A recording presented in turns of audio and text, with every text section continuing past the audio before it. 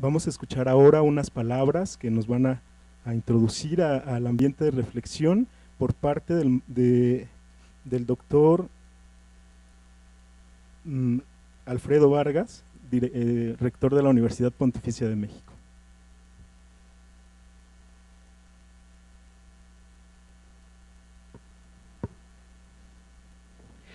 Muy buenos días a todos, buenos días a los miembros del Presidium. La finalidad de esta intervención es dar el encuadre de nuestro seminario permanente sobre el diálogo entre ciencia y fe. Como sabemos, hay algunos que sí han tenido continuidad y hay otros que se van integrando poco a poco con esta finalidad de no presuponer. Damos a conocer cuál es la intención, objetivo y situación actual de nuestro seminario. Debemos considerar previamente que a nivel global el aceleramiento de la crisis ecológica, en la que se incluye el desequilibrio de las posibilidades económicas de los distintos grupos sociales, con sus devastadoras consecuencias a nivel de alimentación, salud, educación y bienestar social. Por otro lado, el creciente influjo de la perspectiva empírica del método técnico y científico de los distintos problemas que enfrentan los individuos y las culturas de la sociedad contemporánea. A nivel más local, desde el punto de vista cultural, la concreta realidad mexicana de una cultura habituada a la polarización a nivel político, religioso, científico y popular. Particularmente el histórico conflicto entre Iglesia y el Estado ha llevado a niveles científicos a identificar la fe con la suprema actitud oscurantista de la cristiandad medieval y la ciencia con el positivismo moderno. A nivel popular, la orientación positivista y laica de la educación se añade a una evangelización insuficiente, poco ilustrada y principalmente centrada en la práctica sacramental y devocional. Y a nivel religioso, predomina en nuestro país una orientación proselitista que recrudece el diálogo y la cooperación de las distintas confesiones. Desde el punto de vista educativo, la dispersión y la falta de interrelación entre las distintas áreas del saber especializado, tanto desde el punto de vista metodológico como institucional. Por lo tanto, ante esta situación, este seminario permanente de diálogo entre ciencia y fe ha puesto como objetivo general ofrecer una estructura académica que pueda favorecer el intercambio de recursos científicos, pedagógicos, humanos y de infraestructura a fin de promover y enriquecer el análisis de los problemas. ¿Cuál es la intención, objetivo y situación actual de nuestro seminario? Debemos considerar previamente que a nivel global el aceleramiento de la crisis ecológica, en la que se incluye el desequilibrio de las posibilidades económicas de los distintos grupos sociales, con sus devastadoras consecuencias a nivel de alimentación, salud, educación y bienestar social. Por otro lado, el creciente influjo de la perspectiva empírica del método técnico y científico de los distintos problemas que enfrentan los individuos y las culturas de la sociedad contemporánea. A nivel más local, desde el punto de vista cultural, la concreta realidad mexicana de una cultura habituada a la polarización a nivel político, religioso, científico y popular. Particularmente el histórico conflicto entre Iglesia y el Estado ha llevado a niveles científicos a identificar la fe con la suprema actitud oscurantista de la cristiandad medieval y la ciencia con el positivismo moderno. A nivel popular, la orientación positivista y laica de la educación se añade a una evangelización insuficiente, poco ilustrada y principalmente centrada en la práctica sacramental y devocional. Y a nivel religioso, predomina en nuestro país una orientación proselitista que recrudece el diálogo y la cooperación de las distintas confesiones. Desde el punto de vista educativo, la dispersión y la falta de interrelación entre las distintas áreas del saber especializado, tanto desde el punto de vista metodológico como institucional. Por lo tanto, ante esta situación, este seminario permanente de diálogo entre ciencia y fe ha puesto como objetivo general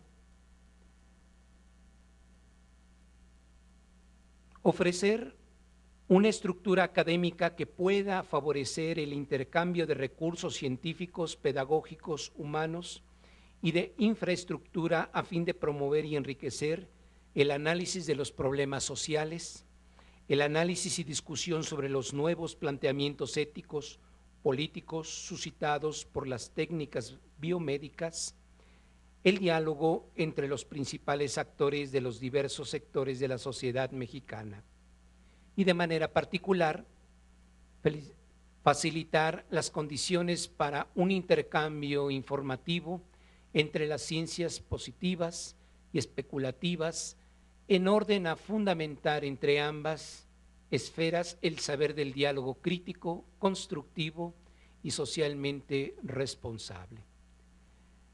Tenemos entonces a nivel formal de estudio las áreas histórico, positivo o científica, filosófico, teológico y ético. Las dimensiones temáticas son la epistemológica, la antropológica, la cosmológica y la ética. Las temáticas se van deslindando desde las distintas perspectivas epistemológicas en relación a la fe, a la filosofía, la teología y la ciencia, los paradigmas de la relación e integración multidisciplinar, el pensamiento débil y su impacto social, las revoluciones de los paradigmas científicos. En la antropológica, la paleoantropología, las neurociencias, las técnicas médicas sobre el origen, reproducción, conservación y terminación de la vida humana, la bioética, la antropología social, cultural y religiosa, y la cosmológica, las investigaciones astrofísicas sobre el origen del universo, las investigaciones astrofísicas, los problemas del calentamiento global, la crisis del agua como problema geopolítico, que por cierto hoy escuchaba en la mañana que un mexicano recibe un premio, el doctor Carlos Frenk, de cosmología computacional en Alemania, en esta perspectiva de el desarrollo que se ha venido teniendo.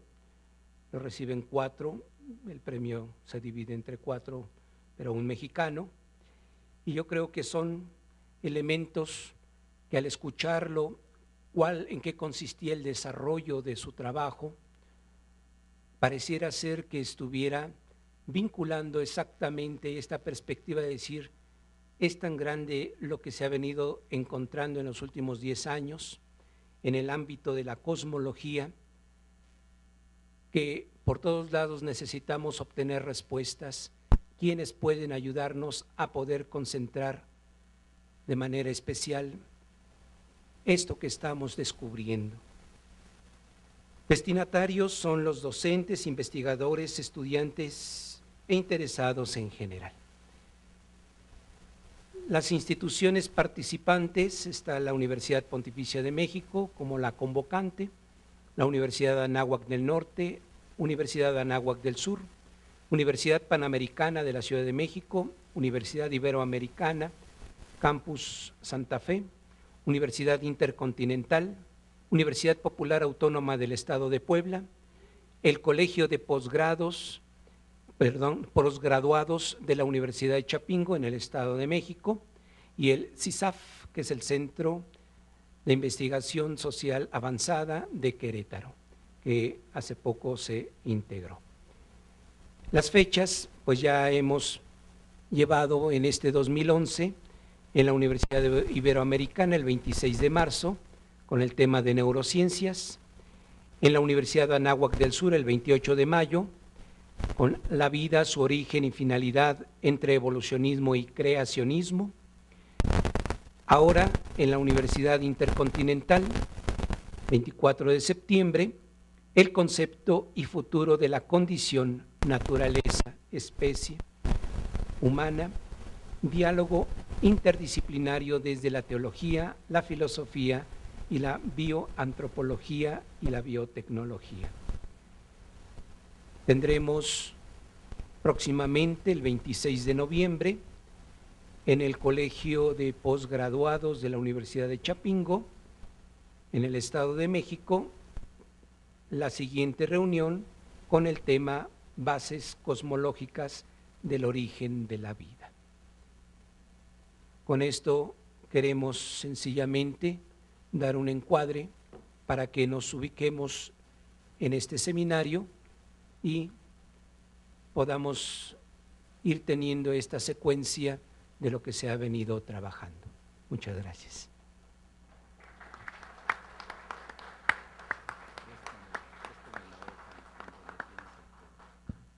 Agradecemos la puntual intervención del doctor Vargas y ahora vamos a escuchar unas palabras de inauguración por parte del rector de la Universidad Intercontinental, el maestro Juan José Corona.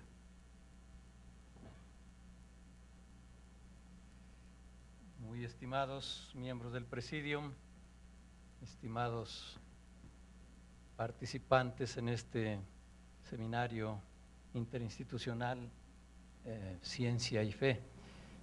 Para nosotros, Universidad Intercontinental, pues es un honor y un gusto muy grande ser anfitriones en este evento que, como ya explicaba el doctor Alfredo, ha venido realizándose, si no me equivoco, es el segundo año, y nos da mucho gusto que estén aquí con nosotros. Yo creo que encuentros como este son, pues desde luego, ocasiones muy especiales para dar a conocer nuestra identidad como instituciones educativas que promovemos el diálogo fe, ciencia, filosofía y ciencia, fe y cultura. Y creo yo que pues es muy significativa la participación de tantas instituciones que tenemos esta característica, este carisma, ¿verdad?, de la educación con inspiración cristiana. Quiero darles pues la más cordial bienvenida a este seminario. Estoy seguro que los objetivos que se plantean serán alcanzados gracias a la participación y el diálogo entre todos ustedes. Y pues no me resta más que declarar inaugurado en este 24 de septiembre el seminario interinstitucional Ciencia y Fe con el tema El concepto y futuro de la condición humana, diálogo interdisciplinario desde la teología, la filosofía, la bioantropología y la biotecnología. Muchísimas gracias.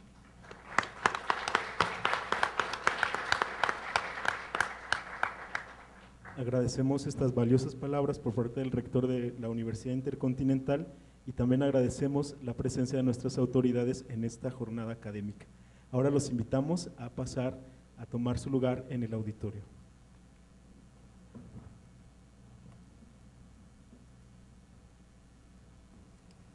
Vamos a iniciar con esta primera conferencia magistral de nuestra jornada académica y vamos a darle la bienvenida a la doctora Pilar Calva Mercado y al licenciado Francisco González Ramírez, quien va a dar la presentación de la doctora Pilar Calva. Pasen por favor al presidio.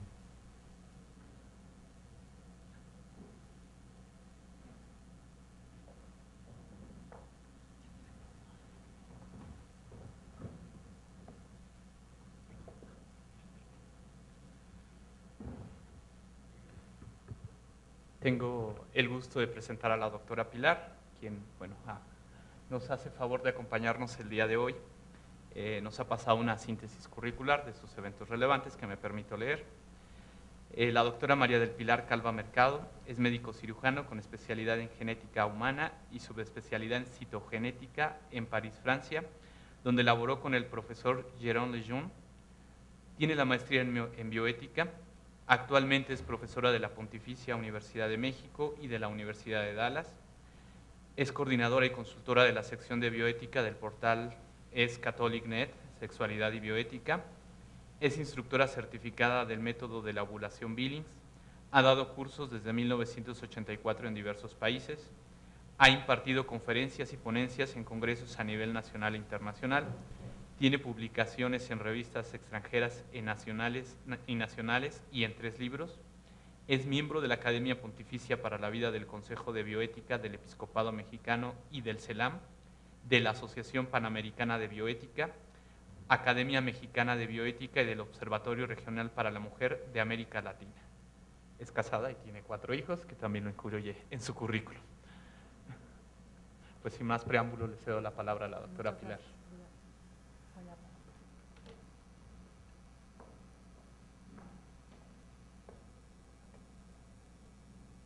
Pues buenos días, muchas gracias maestro Francisco por presentarme. Agradezco tanto al rector de la Pontificia como al rector de la Universidad Intercontinental esta invitación, pues les agradezco a ustedes su presencia aquí. Vamos durante esta hora, si quieren ya ponérmela, durante esta hora tocaremos el tema de la clonación y la reproducción artificial. Empezamos con la parte de la biología, como escucharon en mi currículum, yo me dedico a las ciencias médico-biológicas. Hago un breve resumen para aquellos que no conozcan quién es el profesor Jérôme Lejeune. Él es un francés que en 1959 descubre que el síndrome de Down se debe a una trisomía 21.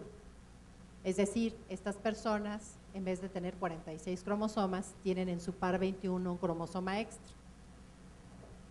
John Langdon Down había descrito en qué consistía el cuadro clínico de estos chiquitos, pero no se sabía la razón. Y él es en 1959 que lo encuentra.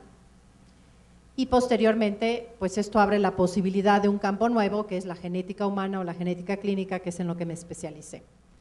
Pero la otra gran cosa de Jérôme Lejeune, y conjunta perfectamente quizás esta figura que necesitamos para este diálogo de ciencia y fe, es que él al mismo tiempo fue un gran católico y una gente muy coherente y muy congruente en sus valores éticos. Él fue un gran defensor de la vida y de la verdad en un lugar donde, pues, pionero en muchos de los temas de la cultura de la muerte. Hoy está en un proceso de beatificación, se abrió su proceso de beatificación, y justamente la razón de esto es porque es un hombre que supo conjugar la fe y la razón.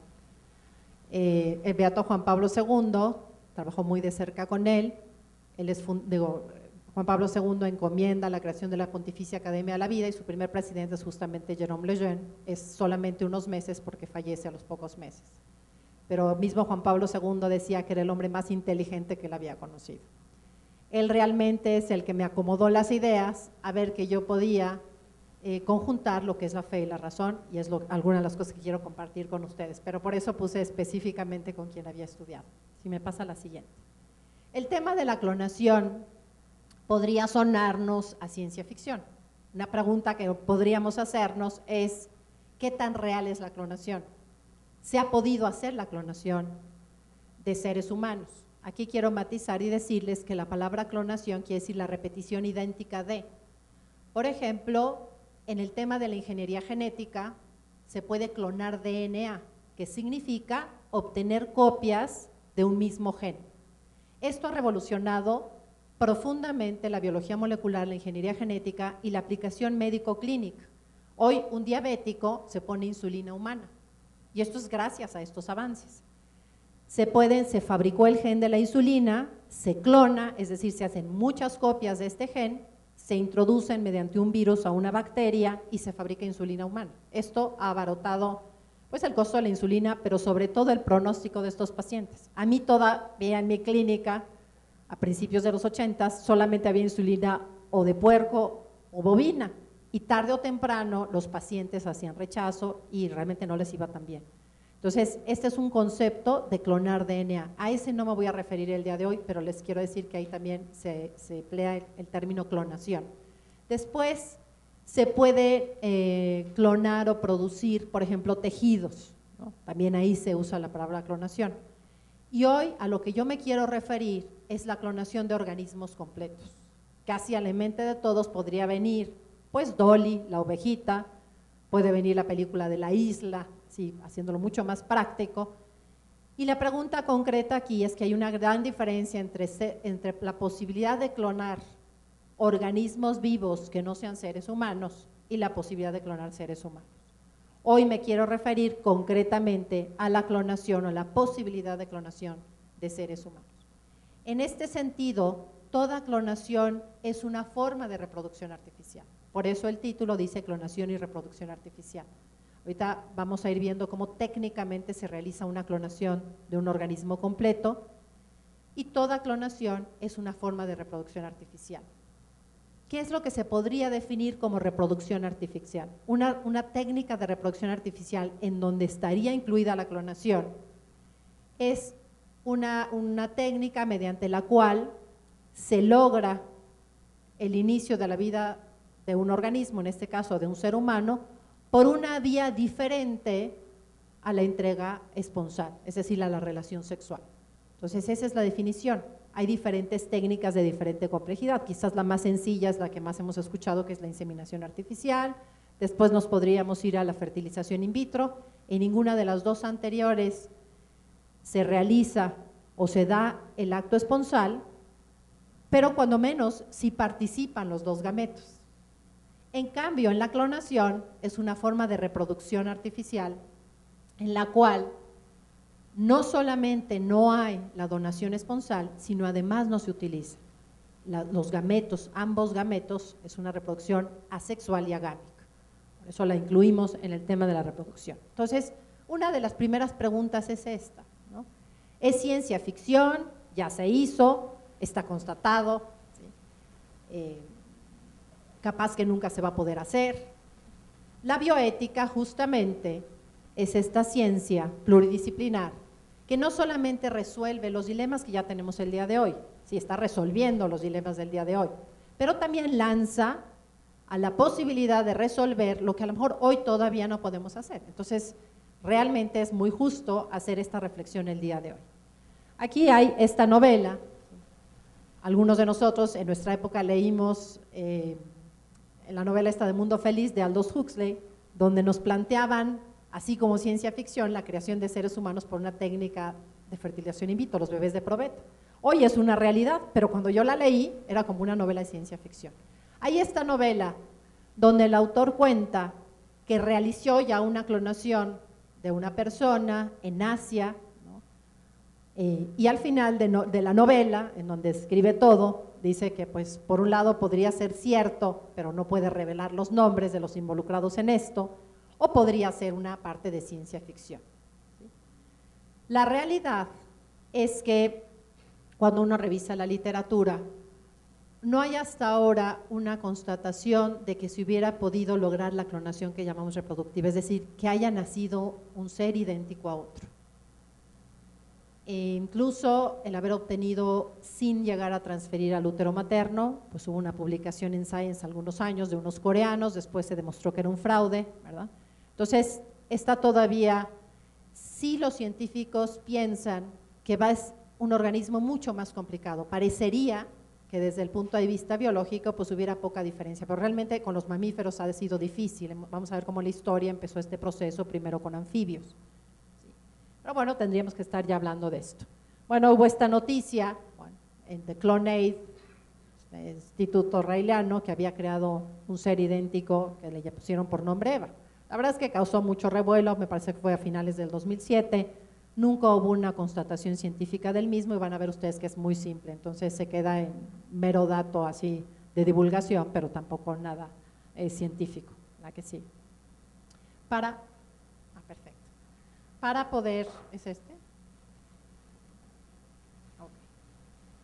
Para poder hacer el análisis ético de un proceso técnico, pues en una bioética personalista, que esta es la que es universal, parte de valores universales, uno siempre tiene que comparar con lo que sucede en la ley natural, no lo que está en la naturaleza, sino que lo que sucede en la ley natural.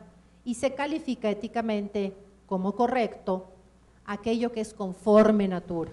Es decir, no importa si uno usa procesos artificiales, si estos procesos artificiales ayudan a la ley natural, se denota como un acto conforme natura y éticamente correcto. Cada vez que yo doy un medicamento a un paciente para mejorar su latido cardíaco, que a lo mejor tiene bradicardia, es decir, tiene baja frecuencia cardíaca, yo uso el medicamento artificial, pero un acto conforme natura, porque elevo a lo mejor un latido de 40 latidos por minuto a 60, que es la frecuencia cardíaca normal. ¿Sí? En cambio, cuando la ley natural es forzada o la ley natural es suplida, se llama un acto contra natura. Si este mismo medicamento yo lo usara para que una mujer se sintiera permanentemente enamorada, es decir, con ese palpitar de corazón acelerado, pues en ese momento, ese mismo medicamento en esta chica, que a lo mejor tiene 65 latidos por minuto, que es la ley natural, es lo que llamamos en medicina la normalidad, y forzo su corazón a que esté latiendo 120 latidos por minuto, esta chica más temprano que tarde va a caer en una insuficiencia cardíaca, un infarto masivo. ¿Por qué? Porque el corazón adulto no está hecho para latir así. El corazón de un feto sí, y el corazón de un embrión hasta 200 latidos por minuto. Eso es. Entonces, voy a permitirme hacer una revisión muy rápida de cómo se da el inicio de la vida en la ley natural, ¿no? Entonces, primer concepto, que ahí es un concepto mucho más en el área de los filósofos y se puede llevar a una cuestión teológica, es que esta relación sexual, este abrazo esponsal, es justamente lo que permite que el hijo sea fruto de la donación de un esposo y una esposa, de un hombre y una mujer, ¿sí? Y entonces tenemos el concepto de la vida como un don. La vida es un don, no es un derecho, ¿sí? Gracias a esto puede suceder lo siguiente, si me van pasando esta transparencia, que se lleguen a encontrar en el tercio externo de la trompa de Falopio.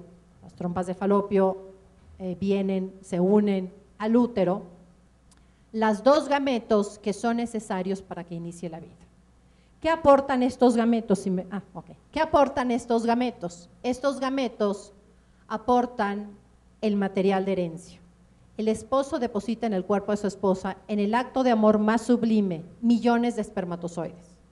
Cada espermatozoide, como cada óvulo, a diferencia del resto de las células de nuestro cuerpo, contiene solamente la mitad del material de herencia, es decir, solo contiene 23 cromosomas.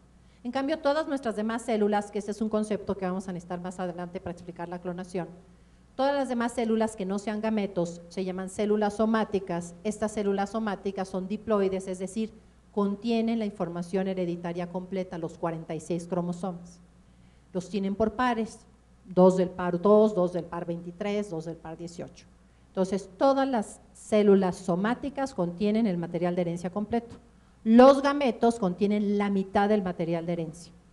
Entonces, estos espermatozoides nadan hasta encontrarse en el tercio externo de la trompa de Falopio con el gameto complementario, que en este caso es el óvulo. El óvulo también contiene 23 cromosomas. El momento o este proceso que dura unas cuantas horas, que se llama concepción o fecundación o fertilización, consiste cuando el espermatozoide fecunda el óvulo. ¿Y qué es lo que sucede en este momento?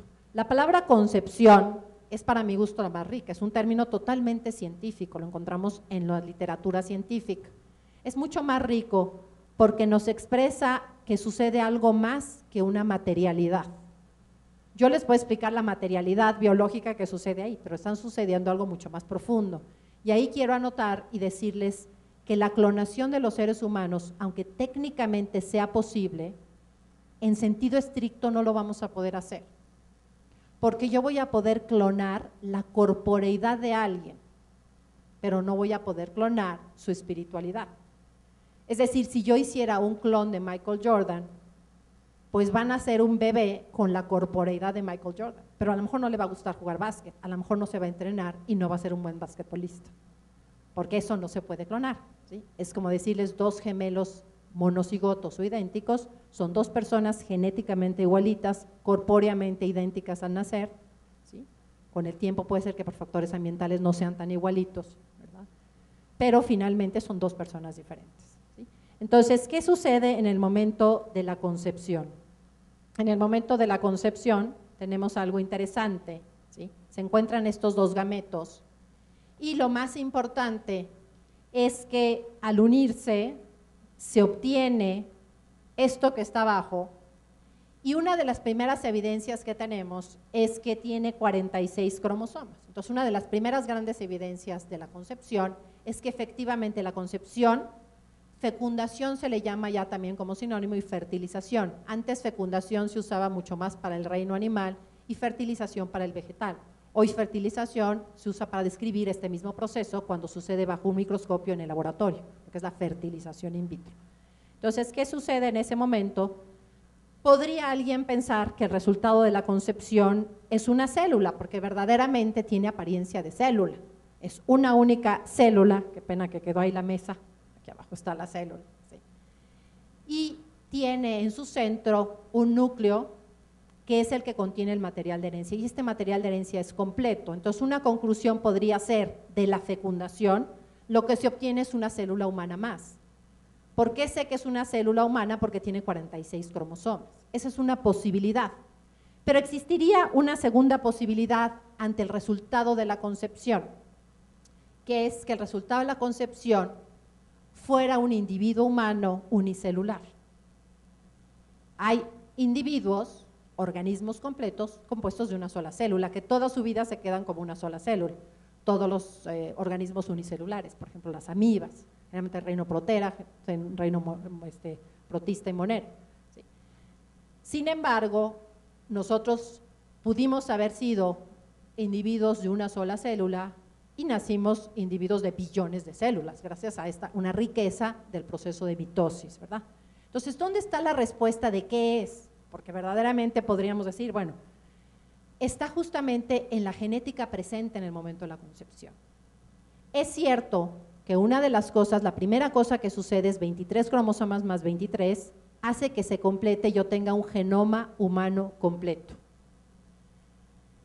Si yo pusiera el punto ahí y fuera la única evidencia, efectivamente, ¿qué diferencia hay entre una célula cualquiera y el resultado de la concepción? Que algunos le han llamado óvulo fecundado, otros cigoto, pero también se le puede llamar embrión, porque la etapa embrionaria va desde la concepción hasta la 8ª semana por la definición médica, ¿sí? Si nos quedáramos ahí realmente, pues ¿cuál es la distinción? Lo que pasa es que hay un segundo evento importante que sucede, y es cómo es el material presente en esta primera célula o en este primer individuo unicelular. La mezcla que se obtiene de estos genes es una mezcla nueva. Es una muestra que no ha existido. ¿Por qué? Por procesos anteriores que ya no me detengo hoy en explicar, pero para que se formen los gametos se da la meiosis, y en la meiosis suceden dos eventos. Uno es el entrecruzamiento, es decir, intercambio de pedacitos en el cromosoma paterno y materno, y también sucede la segregación, que es la primera ley de Gregorio Mendel. Una ley en medicina prácticamente es muy complicado cambiarla, y todos los conocimientos posteriores han afinado la terminología, pero la ley ha quedado tal cual, que quiere decir que al azar el cromosoma materno-paterno se va a la célula de la derecha y el otro a la de la izquierda. En el segundo es al azar. Esto hace que la combinación presente en cada gameto sea bastante peculiar. Una mujer puede hacer, por estos dos fenómenos, aproximadamente 1 millón de óvulos en cuanto a su carga genética, por toda esta posibilidad de mezcla, y un varón igual. Entonces, la posibilidad de que se encontraran células sexuales de, por supuesto, los mismos esposos con la misma carga genética es aproximadamente de 1 en 1.000 millones o 1 en 1 billón en inglés, ¿sí? Entonces, la genética presente en la concepción no solamente es completa, sino es una genética individual. Dicho de otra forma, si tuviéramos guardado la genética desde el primer Homo sapiens, ¿verdad?, o desde Adán y Eva, como cada quien lo quiera ver, ¿sí?, y hoy concibiéramos otro nuevo ser humano y dijéramos, a ver, busque una genética igual a esta que hoy estamos teniendo, no la encontraríamos. Entonces, ahí son las dos premisas. En el momento de la concepción, genéticamente se manifiesta un genoma humano completo, pero segunda premisa, este genoma humano es individual. Luego entonces es un individuo humano. La que sigue, por favor. Esta genética presente en la concepción, ¿sí?, es la que orquesta el desarrollo de este nuevo organismo. No va a haber incorporación de más genética a lo largo de toda la vida, no solamente prenatal, no solamente de los primeros días, sino en toda la vida, ¿sí? De manera global, este genoma permanece. Si hubiera puntualmente alguna mutación, que efectivamente puede ser un proceso de mutagénesis, habrá un error de ortografía en esta genética, pero no va a haber un cambio radical, si eso es un error de una base nitrogenada nada más. Y a lo largo del viaje uterino, porque la concepción se dio en la trompa de Falopio, de ahí este embrión unicelular o cigoto, óvulo fecundado, que ya tiene una individualidad y actúa como un organismo, se va dividiendo en una cronología humana. Otras especies se dividen en otros tiempos. Para que les sea sencillo, la primera división sucede a las 24 horas. Más preciso, hubo un Nature en octubre del año pasado, ¿sí?, de cómo seleccionar embriones por técnicas no invasivas. Es un experimento bastante terrible desde el punto de vista ético, pero que vuelve a plantear cosas de embriología que están en los libros. Ellos dicen que precisamente a las 27 horas, en vez de tener un embrión unicelular, tenemos un embrión bicelular, ¿sí? Fíjense que el embrión unicelular puede recibir otros nombres, pero el embrión bicelular solamente se le puede llamar embrión bicelular, ahí no tiene otro nombre. A las otras 24 horas, es decir, a las 48 horas de existencia, este embrión está compuesto de 4 células. Ahí tampoco los libros de embriología tienen otro nombre, se llama un embrión de 4 células y pasa curiosamente por una etapa tricelular. Es cuando se divide 24 horas posteriores, es decir, a los 3 días, el embrión está compuesto de 8 células y a partir de ese momento recibe otro nombre que es mórula y ya de ahí va a seguir siendo embrión, pero va a seguir recibiendo otros nombres. Anoto aquí cómo durante su viaje en la trompa de Falopio, este nuevo ser humano es un ser que está vivo. O sea, no hay duda para la biología que es un ser vivo. Un grave error es decir que es una gelatina. Una gelatina bioquímicamente es agua y aminoácidos y no tiene capacidad de dividirse. Por el otro lado, es un organismo vivo porque respira y se nutre. Claro que es un proceso de respiración y nutrición celular porque es un organismo todavía muy sencillo, no tiene un aparato ni nada. Las células que lo rodean son las que aportan la energía, ¿sí?, y esta energía se quema en las mitocondrias en una respiración celular para que pueda haber división de toda la genética, producción de proteínas, etcétera. Es riquísima ya la expresión de esto, ¿sí? Y finalmente llega, si me acaban de pasar en fase de blastocisto. Al 5.º día, todos estos términos, célula somática, blastocisto, es extraordinariamente importante que ustedes los guarden para ahorita que explicamos las técnicas de clonación, ¿sí? Entonces llega en fase de blastocisto. Un blastocisto es un embrión desde el 5.º día hasta el día 14 en que se lleva otro proceso largo que es la implantación, la que sigue. La implantación, sin lugar a duda, es un momento importante. La etapa embrionaria, los libros de embriología la dividen en la etapa preimplantaria y en la etapa postimplantatoria. De manera errónea para la ciencia biológica, a los primeros 14 días se les ha llamado preembrión, pero es un término erróneo, porque preembrión es lo que existe antes de que haya un embrión. Antes de un embrión lo que hay son gametos, ¿no? Entonces este momento de la implantación es sin lugar a duda un momento importante, pero no es lo que marca el inicio de la vida. Aquí vemos todavía mayormente cómo además este embrión tiene un desarrollo de tipo autónomo. La mayor prueba es que todo este proceso, hasta la implantación, puede suceder en un laboratorio. Y ahí nadie puede decir, no, pues es que la mamá le da la orden de no sé qué, está nada más en un platito de laboratorio, ¿sí? Pero incluso en el organismo, en la mamá, ¿sí? Es un proceso de tipo autónomo. Fíjense cómo la implantación sucede en sí por el propio embrión. Aquí está este embrión, ¿sí? Produciendo unas enzimas que lo que hacen es escarbar ese endometrio que debe tener una preparación adecuada para que suceda la implantación. La mayoría del tejido de la placenta está dada por el embrión, por una estructura que se llama el trofoblasto.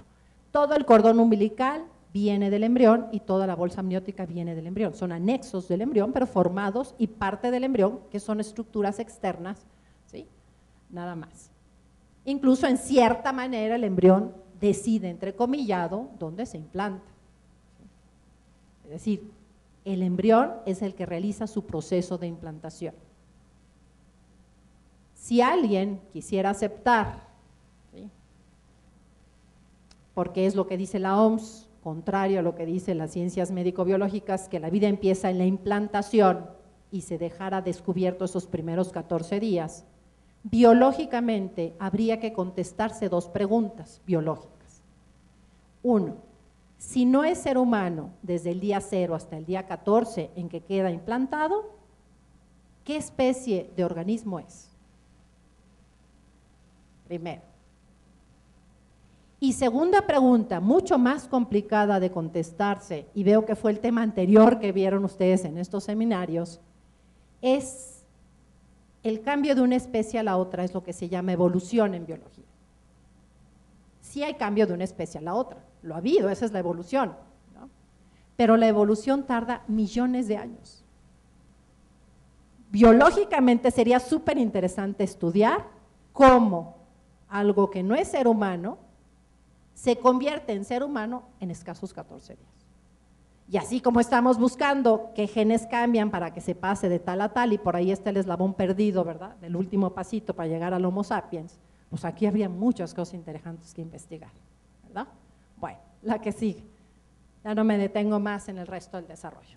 Entonces, las evidencias genéticas del inicio de la vida, aquí están, nos seguimos. Ahora sí vamos al tema. Entonces, esta sería la ley natural, ¿sí? Por ley natural, así comenzamos nuestra vida. Hoy hay la posibilidad de la intervención del hombre, y entonces ahí es donde puede devenir un juicio ético, ¿verdad? Y ese es el quehacer de la bioética.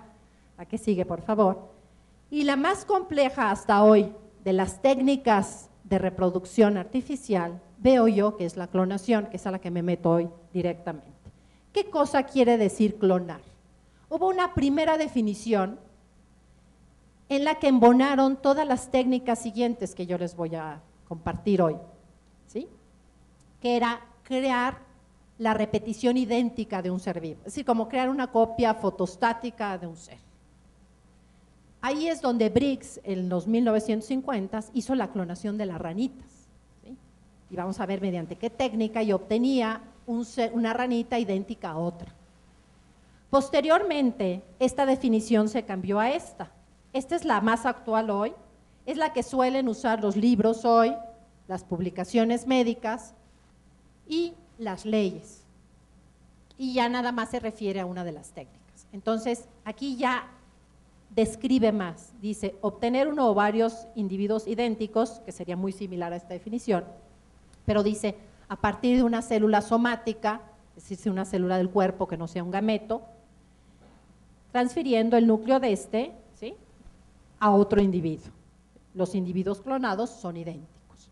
A la hora del cambio de la definición, podemos tener posibilidad de usar lo que llamamos eufemismos. La clonación puede ser que, aunque sea por las películas, tenga un cierto concepto, yo les digo, de escozor de conciencia, o un cierto concepto ético negativo. Entonces, hoy uno de los eufemismos para la clonación es la transferencia nuclear. No, doctora, es que no vamos a hacer clonación, vamos a hacer transferencia nuclear. Pues lo mismo, ¿no? Entonces, ha sido una manera hábil. Hoy, otro todavía más hábil es hablar de transferencia nuclear alterada. Por ahí van las IPSCs, Yamanaka, ¿sí?, que acaba de recibir el premio Nobel, no, estuvo entre los candidatos, el de premio Nobel fue Edwards. Bien, muy bien, la que sigue. Lo primero que hay que preguntarnos para hacer un juicio ético es ¿cuál es el medio? En el caso de esto, de todas las técnicas, pues es en sí el proceso técnico, es decir, ¿qué hago para hacer una clonación? Que es lo que describo a continuación. Existen 3 técnicas posibles para hacer clonación. La primera técnica, partición de un embrión, esta es la que hizo Briggs en los 50, hoy esto ya no se considera clonación, dicen esto ya no tiene nada que ver con clonación, sí se obtienen 2 seres idénticos, pero para la definición nueva ya no es una clonación. Después donde se transfieren células embrionarias, hoy te lo voy a explicar con más detalle, que se le llama hoy una falsa clonación, porque no se usa una célula somática de un adulto, de un ya nacido, sino de un embrión. Y la tercera es la que todos hemos dado mayor seguimiento, que es cómo fabricaron a Dolly, que hoy es la única que se considera una clonación verdadera. La que sigue, por favor. Voy a ir describiendo cada uno. Esta es la primera forma de clonación, ¿sí? Es la que hizo Briggs en los 50. Las ranitas se reproducen extracorpóreamente, ¿no? O sea, la fecundación es extracorpórea. Entonces, aquí este es un cigoto de rana, es decir, hubo la participación aquí sí de 2 gametos, por eso algunos ya no consideran que esto sea clonación. Y Briggs dice su publicación, él no lo hizo con una cosa de laboratorio, la publicación dice que incluso lo hizo con un cabello, él vio cómo este desarrollo embrionario que se lleva fuera del cuerpo de la hembra, de manera interesante lo que hizo fue separar un embrión bicelular. Al separarlo, vio que seguía cada una de estas células embrionarias su desarrollo y finalmente daban lugar a 2 seres idénticos entre sí. Aquí, pues, por cosa chusca, pues puse un ojo rosa mexicano, entonces las 2 ranitas son idénticas hasta en su ojo rosa mexicano, ¿sí? Por eso quedaba con el primer concepto de clonación. Esto es la que sigue, hacer una gemelación artificial, ¿están de acuerdo? Pero eso no quiere decir que los clones son gemelos artificiales, ¿no? Porque la gemelación es un proceso que es un acto del hombre, sucede, se da. Y aquí es, mediante un acto técnico, se forman. Supongamos que es un embrión humano, yo extraigo 2 células embrionarias, ¿sí? Que es una clonación por partición de células embrionarias, formo 2 gemelos idénticos, y esto es una propuesta para en los procesos in vitro poder estudiar uno de los 2 y decidir si el otro es digno de ser transferido o no al útero de la mamá. La que sigue, ¿sí?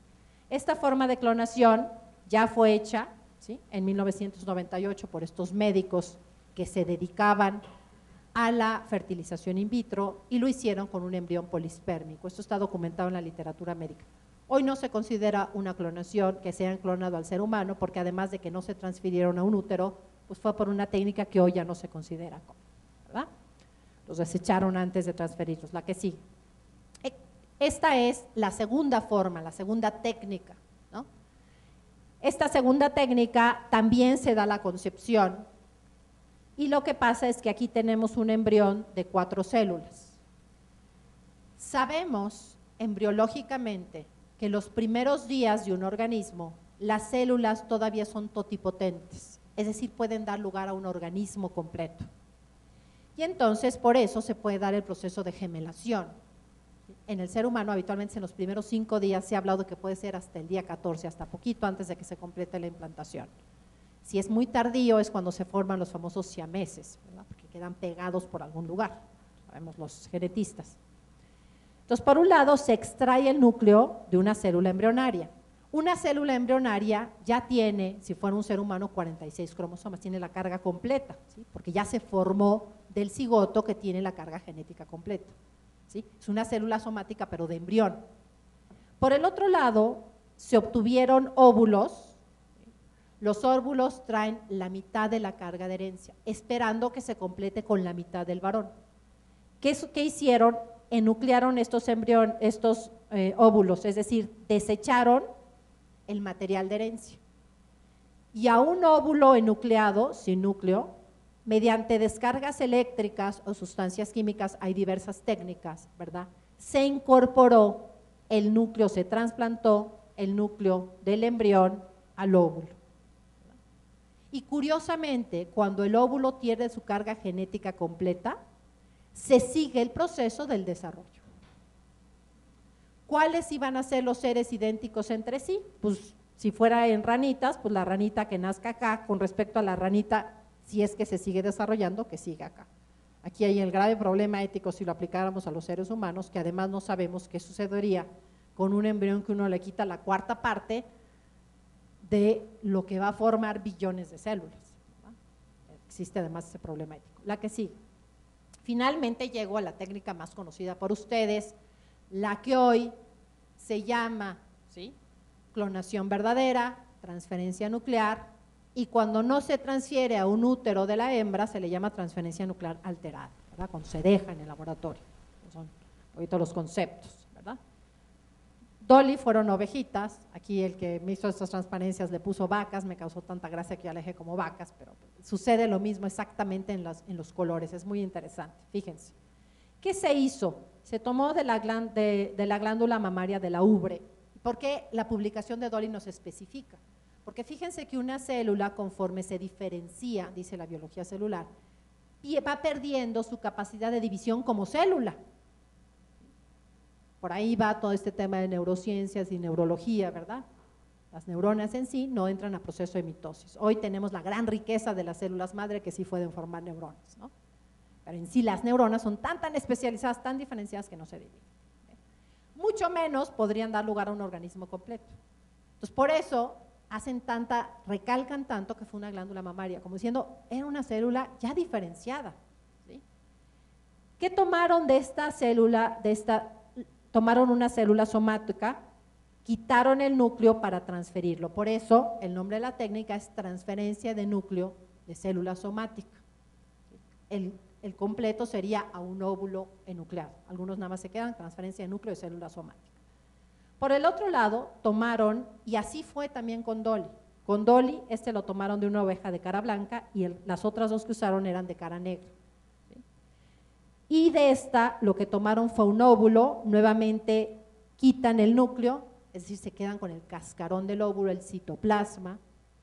Entonces, el óvulo enucleado le transfieren el núcleo de la célula somática, en este caso de una vaca de otra especie, fue lo mismo en Dolly, señales químicas, estímulos eléctricos. Esto va a explicar después la alta tasa de malformaciones y la baja tasa de eficacia de este proceso, porque tanto los estímulos eléctricos como las sustancias químicas, ¿sí? Gracias, son 10, son mutagénicos, ¿verdad?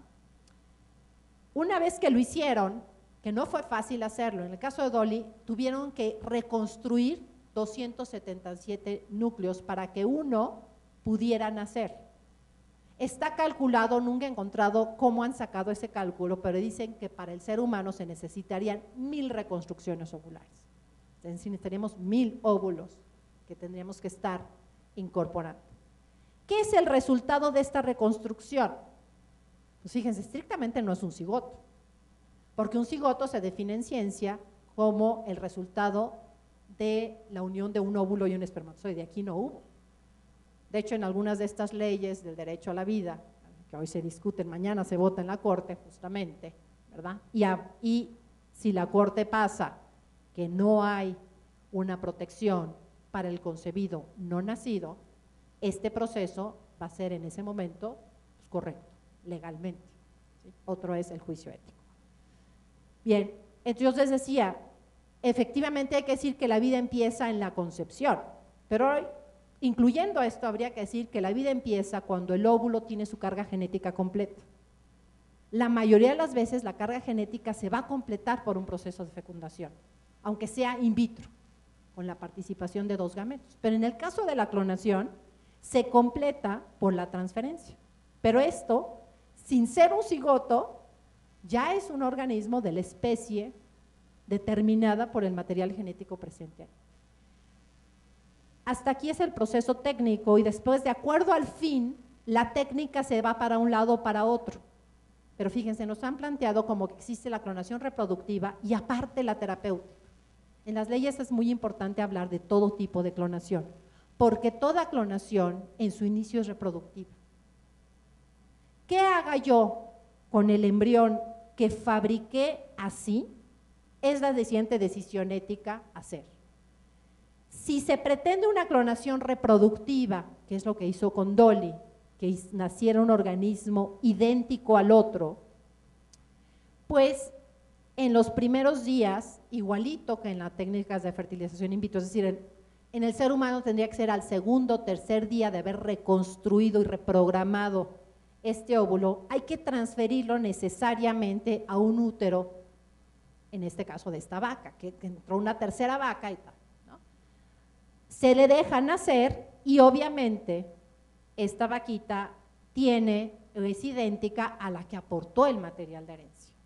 Fíjense que eso es interesante para los que quieren aceptar que la vida empieza en la implantación. Si la vida hubiera empezado en la implantación, debió de haberse parecido a la vaca en la cual se implantó, ¿no? Esta es la clonación reproductiva.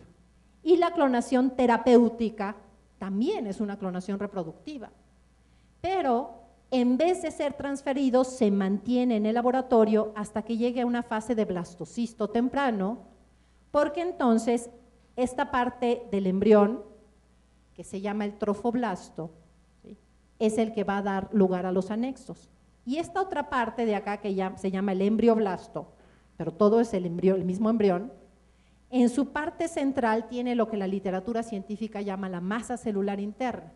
Y la masa celular interna es rica en células madre embrionarias. Entonces, aquí este embrión es fabricado en el laboratorio para el único destino de mantenerlo en el laboratorio, extraer estas células madre embrionarias de la masa celular interna, ¿sí?, y utilizarlas para el bien de alguna otra persona. ¿Qué sucede con un embrión al cual se le quitan las células que van a dar origen a todos sus tejidos, órganos, aparatos y sistemas? Pues se le destruye, o sea, no puede continuar su desarrollo. La que sigue, ya voy cerrando el tema. Bueno, esto es, que lo vayan viendo ustedes, lo vimos en las vacas, pero ahora hay que pensar qué pasaría si lo hiciéramos en el ser humano, ¿verdad?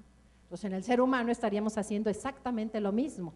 Un óvulo de una mujer, le quitamos el núcleo de cualquier persona, hombre o mujer, tomamos sus células somáticas, a la célula somática nos vamos siguiendo, le sacamos su núcleo, ¿sí?, y la que sigue, ¿y qué vamos a hacer? Ese núcleo lo vamos a transferir a un óvulo de una mujer, ¿verdad? Entonces, este núcleo que saqué de aquí lo meto en el óvulo de una mujer, sabiendo que necesitaríamos 1000 óvulos de mujeres.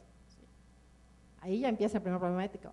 Fíjense el abuso que se haría para obtener 1000 óvulos de una mujer. Cuando la sobreestimulamos para una técnica, vamos siguiendo, de fertilización in vitro, estamos generalmente hiperestimulando para obtener de 8 a 10 ovocitos. Aquí necesitamos 1000. Bien.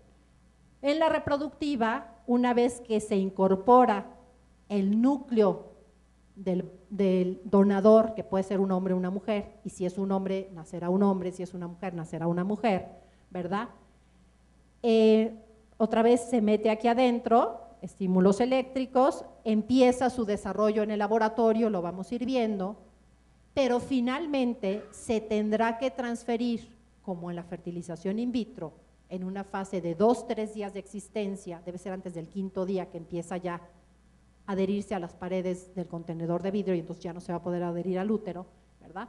Y finalmente nacerá, bueno, se gestará en una mujer, que puede ser pues la que dio la célula somática, la que dio el óvulo, la que dio las dos, alguien que no tenga nada que ver, pues ahí es variable. Por eso la legislación es muy complicada si se abre que esto se diera. Y finalmente nacerá un individuo idéntico al otro. Esa es la clonación reproductiva, que ustedes la imaginen en el ser humano.